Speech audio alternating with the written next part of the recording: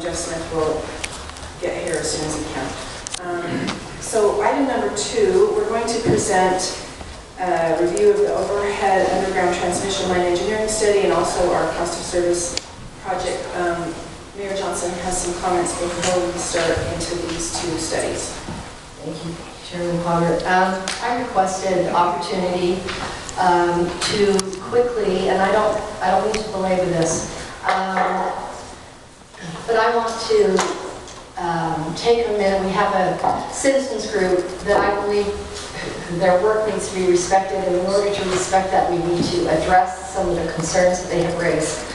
As a board member and as a mayor, I, like many of us, initially were drinking out of the fire hose. A very good friend of mine gave me some excellent advice about a month ago that I couldn't eat the whole elephant in my first 6 months in office. I needed to choose my top 3 concerns and really give the bulk of my attention to that. I want you to know that the top 3 concerns that I have are the transmission lines for Heber Light and Power, the open space bond getting on a ballot, both in the county and in the city, and in Midway City, and the Midway City budget. I hope you can see how interconnected and related those 3 concerns are. I hope you can also see that as I address each of these issues that were raised recently by the organization Bolt, that you can see that we are trying very hard to create an atmosphere of trust. There has been some discord, and it's made it very difficult to look at what is real and what we think is real, and sometimes we just need to call it out for what it is. I would like to, as the mayor of Midway, as someone who has heard from many of the citizens who are in Bolt, I would like to, as I say, be respectful of the concerns and issues they have raised in an effort to perhaps open our thinking before this presentation by Jason, who has done a lot of work on this. And I hope my goal or objective would be that these answers to these issues that have been raised would be actually printed right alongside the questions on the social media so that people can see that we are trying to address very specific concerns. And I have asked Jason, if I get any of this wrong technically, to let me know, but I believe that after, again, I'm taking this job very seriously, hours and hours and hours and hours and hours, and I'm not exaggerating, and I do tend to exaggerate, have been spent really looking into what it means to be a power company and how that runs and what we need as citizens. So I hope that minds are open and we can consider some of these points. And very quickly I will try to run through those. Item number 1, this new transmission line is not for our valley. Previously we have been told the line is for the valley and its growth. The proposed line will still serve the same capacity as before to HLMP, but will allow RMP to better serve Summit County and connect other transmission needs and customers at great impact to our valley. While it is correct that we still have 46 kV lines for now, because of the growth in this valley, there is a critical need for a second point of interconnect. Rocky Mountain Power is the company that provides our power. They need to complete a connection from their Silver Summit substation to their Midway substation in order to provide us with the power we need at a second point of interconnect. So this transmission line will definitely be a benefit to this valley. Just as much of the transmission lines that are going through other communities benefit us, will this transmission line benefit other cities and other communities? Yes. That's how a transmission grid system works. Item number 2. Heber Light and Power is the valley's public power company owned by the cities of Heber, Midway, and Charleston, also known as an interlocal. RMP is for private profit entity. They buy electricity, sell power. Heber Light and Power buys the electricity, then sells the power to its retail customers in its service territory. Rocky Mountain Power does not have condemnation rights in HLP's service territory. This is why RMP needs to have HLP transfer all assets to RMP along with the proposed line. The contract requires HLP to assign all rights of ways, easements, and equipment to RMP. These are assets of Valley residents. If we are giving assets, then we should properly determine their value and determine how the new transmission line proceeds through our lands. We are not just giving these things away. The contract clearly states that we are selling and transferring rights, transmission structures, and the circuits on those structures will become part of Rocky Mountain Power. There will be joint use of all easements. Item number 3. Heber Light and Power and Rocky Mountain Power will tell you that if you want the line buried, you can pay for it. Along that thinking, then why aren't we paying for the entire overhead line? Because it is not for us. Rocky Mountain Power is paying for over 80% of the cost of the overhead line, and surely will pass those costs on to their entire customer base. The cost of requiring lines to be buried should be paid by all those customers that it serves. Unfortunately, while this may sound logical, it is not a sound argument. Rocky Mountain Power is an overhead transmission line company. They do not bury lines regardless of who is served. We have not been able to find a single case where Rocky Mountain Power has paid to bury the lines. There are multiple cases where private entities or municipalities did pay to bury the lines. They are willing to pay 80% of the cost because they need to complete a loop to create more options for transmitting power. The 80% that they would have spent to go overhead, they will contribute towards going underground. They are a for-profit utility company, and how they are paying this cost, whether it's a rate increase or these are reserves that they have for build-out, I have no way of knowing. Again, there are transmission lines in other communities that didn't want those lines, that benefit communities beyond their borders. That is how a transmission grid system works. I'm not saying I like it. Item number 4, the May 30th presentation of the overhead line versus underground line cost report will scare HLP customers. HLP and RMP will maintain that we as Valley residents should allow the project to proceed or we can pay to have it buried. They will present the projected costs that would be added onto monthly bills. These numbers are expected to alarm HLP customers. Likewise, if the cost of building every road and highway in the country was presented as an additional fee to a few car buyers, would anyone buy a car? Don't think it's a terrific analogy, but I'm going to stick with it for a minute. Let's say you've decided to buy a new car. You've chosen one with all the bells and whistles you want, plus it looks really cool. Next, you go to the finance office where they explain what your monthly payment will be. Are they trying to scare you? Of course not. They are giving you the facts. You are then left to decide if you can afford the car payment or not. The information today is not to scare. The first month that I served on this board, I requested that a study be done to show accurately how much it would cost to bury lines. Midway citizens had been told 10 to 12 times higher than going underground. This study shows that that guess that was thrown out, and in my opinion irresponsibly thrown out, was grossly incorrect. We now have the facts. We can now decide if we can afford the payments. Again, going back to the new car analogy, maybe we decide we want this cool looking car, but we don't need all the bells and whistles. By choosing another model without all the extras, it gives us the look we want, but a lower monthly payment. We can choose to bury all, nothing, or sections. We have options, and this study has been provided with real costs so that we can make an informed decision. Item number 5, the unveiled cost will propose 2 separately buried lines, which doubles the underground cost. Other options and routings have never been considered. The cost study unnecessarily inflates burial costs of the line. In addition, the study does not look at the cost of maintaining the existing line and just burying RMP's high voltage lines. First of all, I'm not really sure what is meant by unveiled. But this study gives us exactly what we asked for.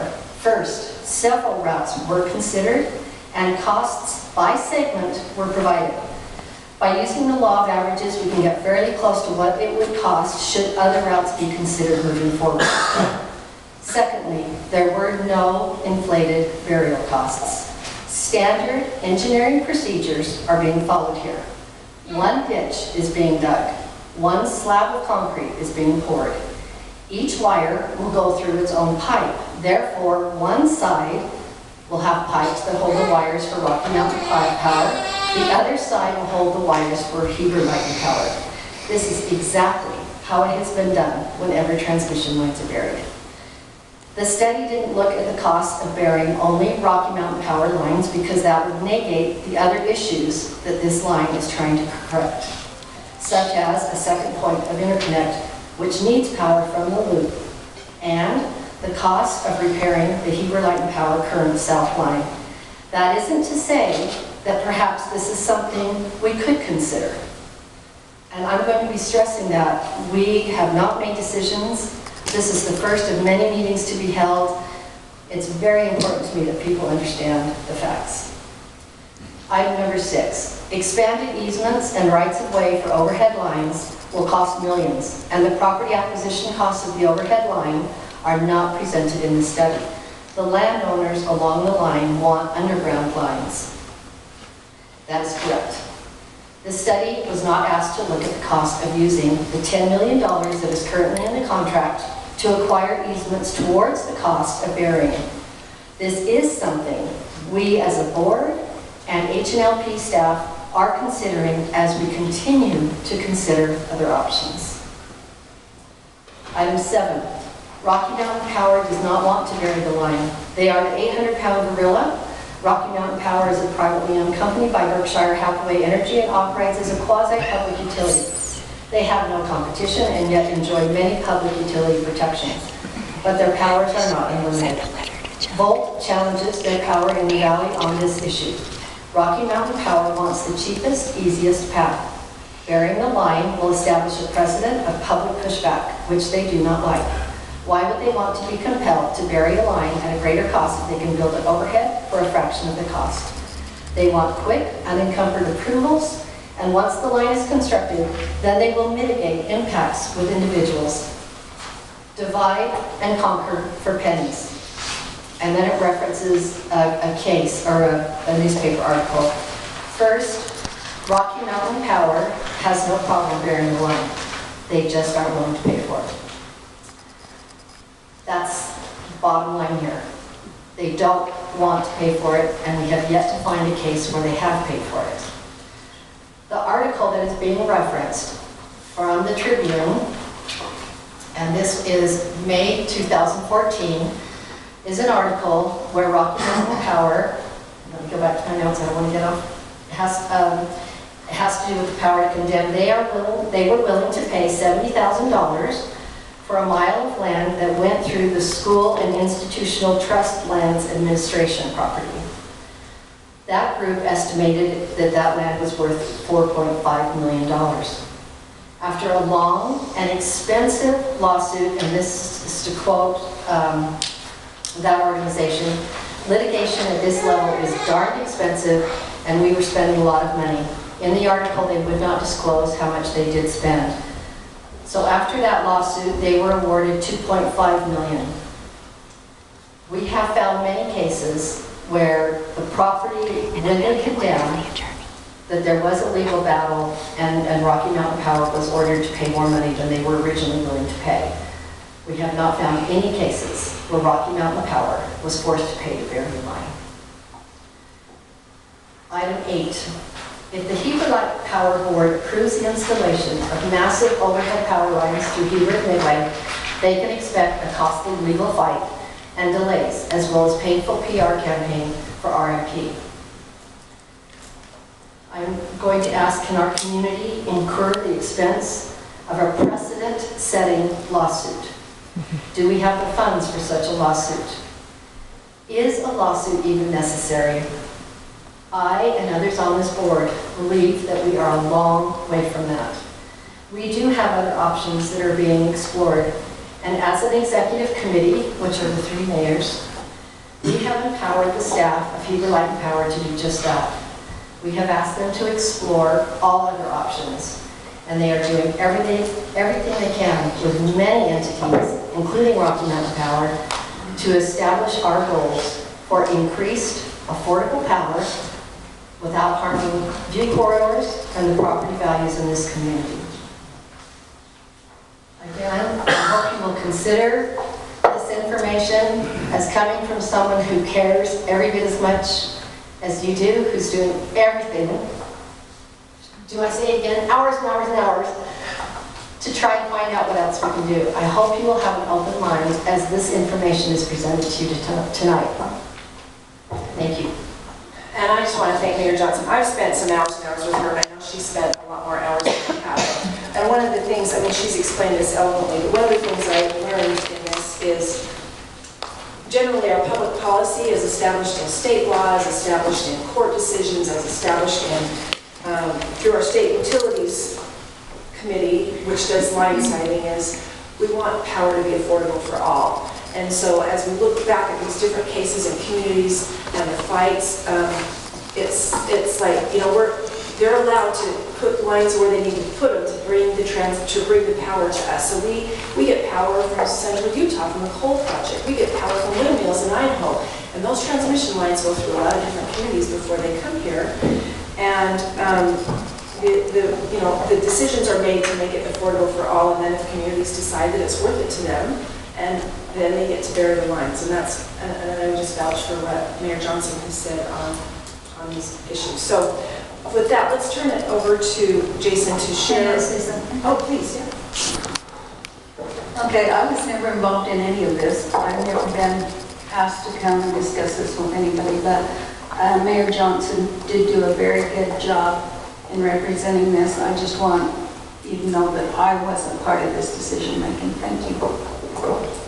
What decision were you referring to? This, where you spent many, many hours on this, you two, I was never invited to come in and... This was strictly me looking into, I wanted to, the one decision I referenced that all three of us were involved with was to give Heber Electric Power the power to find other options. Okay. It's a pun and I can't help using it. So that was a joint decision by all three of us. Okay, that's fine. And what I specifically was trying to do here was to respect the concerns as they have been expressed by Volt. And I wanted to give clear and succinct information in response to that, which in my opinion is how a community respectfully interacts with each other. And you did that. I think that's very well done. Thank you. Thank you. All right, Jason Norland will share with us the overhead underground transmission line study.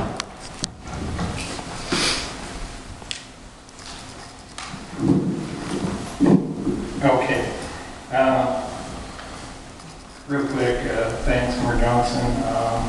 I will be going over some of that stuff that you went over, and I'll go over it much quicker now. Thank you. So to begin with, just to kind of recap where we're at in this process, we were experiencing some issues transmission-wise, back in the 2013, 2012 time frame. And at that time, we sent a letter to Pacificor, and one of the other companies Rocky Mountain Power is associated with, to get a second point of interconnection. The driving force for that was a facility study. We've since refreshed that facility study, and with the data that we got from Utility Financial Solutions, and we presented to the board last month. So the load forecast study of how much load is going to be added to the system and what kind of timeline we're looking at. And with that, I'm just going to go through what the engineering model has kicked out after putting in the load forecast data into the model. It clearly still says that it has confirmed what we have talked about, that the South 46 kV line is a little underbuilt currently for our loads. So it's 4-aught ACSR. I don't know why I'm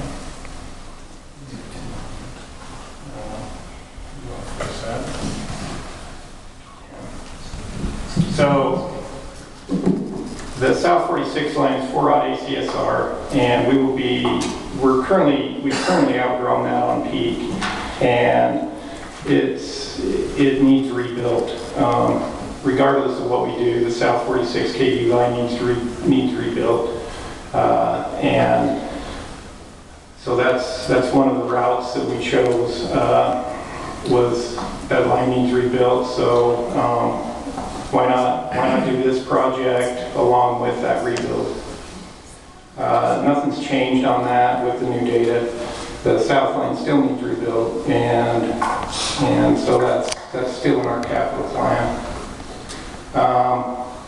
Along with that, the Pacific Core interconnection point over in Midway is also nearing capacity. So it's built out of 477 ACSR, and we have until about, according to load forecast studies, until about 2022 before we have overloaded that facility.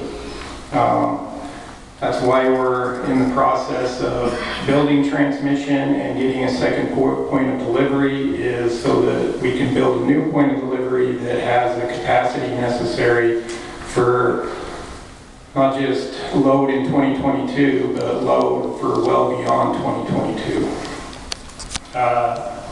This study will be available. It's still in draft form, and we'll do our full review on this, and as soon as that's done and we can remove draft from it, we'll get this available for the public to look at. That's really the needs and necessity for why we're doing this. We're not doing it because it's fun. We're not doing it because Rocky Mountain Power wants to do it. We're doing it because we requested a second point of delivery, because our system, we have outgrown certain portions of our system, and they're very critical portions of our system. They're a backbone 46 kV line and the only interconnection point this valley has, or our system has. So that's kind of the need and necessity that I was asked to bring back to the board. And any questions on that point? So just for a quick refresher, and we'll bring this map up again as needed in other presentations. But this is the route. If you follow my hand on the screen, this is the route that's proposed. We've already built down Highway 40. And so we're proposing, and we're still just proposing, coming across the bypass route and tying into our north line, our north 46 kV line at the Southfield Road area, right there by the ball diamonds, come into the gas plant substation where the second point of delivery is proposed to be built, and then follow the south 46 kV line out of the gas plant substation all the way over to Midway. The dotted lines will come into play when we talk about the different options the facilities committee of the board chose to get pricing on in the underground feasibility study. And so any questions that the board may have on that, we may refer back to this map. Jason, could you go back to it one more time? Yeah.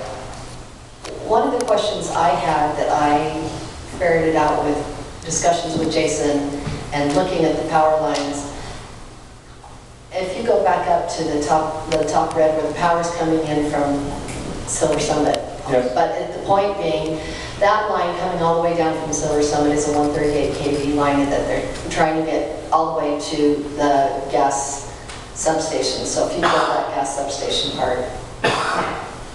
And I'm bringing this up because I didn't understand, once we came to that gas plant substation, that's our second point of interconnect.